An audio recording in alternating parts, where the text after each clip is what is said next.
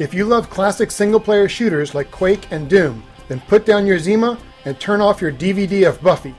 Terrible Posture Games has delivered a notable homage to those all-night-long mouse-throwing sessions with their latest game, Tower of Guns.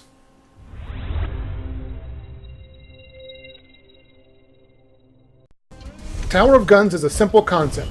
Take a well-crafted game engine back to its glory days to showcase what it does best, mayhem.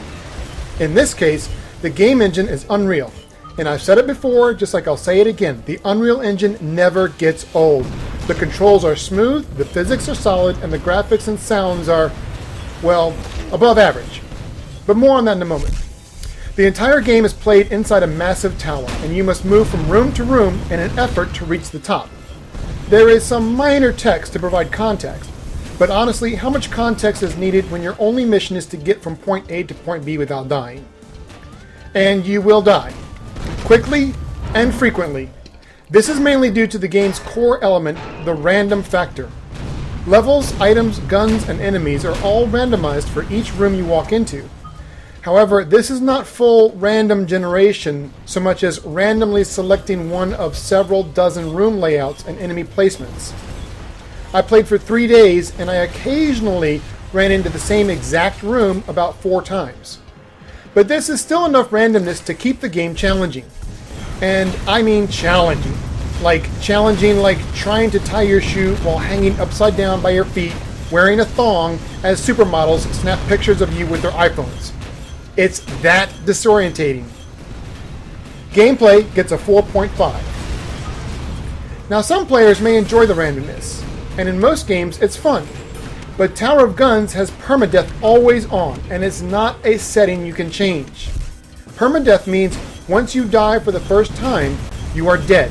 No respawn, no save, no picking up where you left off. It's game over. Start all the way back at the beginning. Again, for most gamers, this is a fun challenge. But permadeath plus randomness means you can never memorize a level or plan your moves.